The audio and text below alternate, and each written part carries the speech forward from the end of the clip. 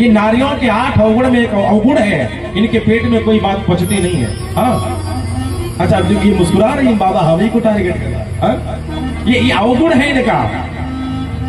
अवगुण 8 सदा उर रही। अच्छा, ये बात भी हम नहीं कह रहे, गोस्वामी जी स्वयं कह रहे हैं।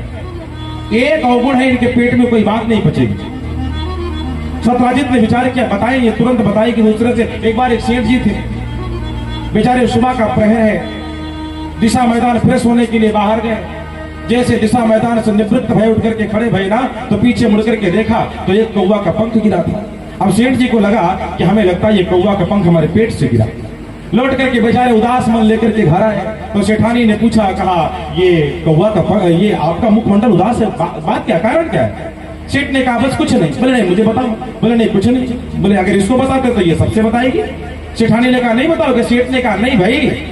बोले बता दो। सेठ ने कहा पहले मेरी सौगंध खाओ, किसी से बताओगी तो नहीं। सेठानी ने कसम खाई। बोले आज तक मैंने आपकी बात किसी से बताई क्या? बताओ। सेठ जी ने कहा आज हम सुबह गए थे दिशा मैदान, हमारे पेट से कौवा का पंख गिरा। सेठानी लेकिन किसी से कहने वाले? बोले किसी से नहीं। सेठ जी बेचारे घर से निकल गए। सेठानी जल भरने के लिए कुएं पर गई। पहले हमारे घर में कुआं होता था, नल होता था, अब तो हर एक घर में बोरिंग हो गया। हाँ, एक घर में नल लगा है।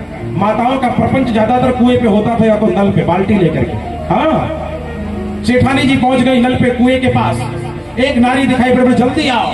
पास में आई। बोले क्या है? पहले मेरी कसम खाओ, किसी से बताओगे तो नहीं? बोले नहीं नहीं किसी से नहीं। सुबह मेरे पति देव आज बाहर गए थे ना, तो उनके पेट से एक कौवा गिरा। अब देखना बात बढ़ी। सेठ जी ने कहा पेट से कौवा का पंख गिरा, और सेठानी ने कहा एक कौवा गिरा। हाँ, लेकिन किसी से, अरे बोले किसी से नहीं। वो बेचारी अपने घर गई। अपने घर गई तो अपने पति देव को बुलाया। बोले इधर आओ। बोले इधर आओ तो। बोले हुआ क्या? कहा पहले मेरी कसम खाओ, किसी से बताओगे? बोले किसी से नहीं। आपने जो सेठ जी है ना? बोले हाँ। कहा ये सुबह दिशा मैदान के लिए गए थे। बोले फिर क्या हुआ? कहा दिशा मैदान में गए तो इनके पेट से 3 कौवा गिरा। अब लो, एक कौवा के पंख से 3 कौवा तक बात पहुंची।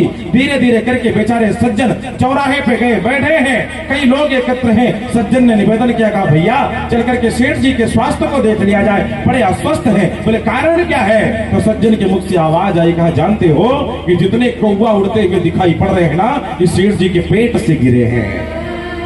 हाँ,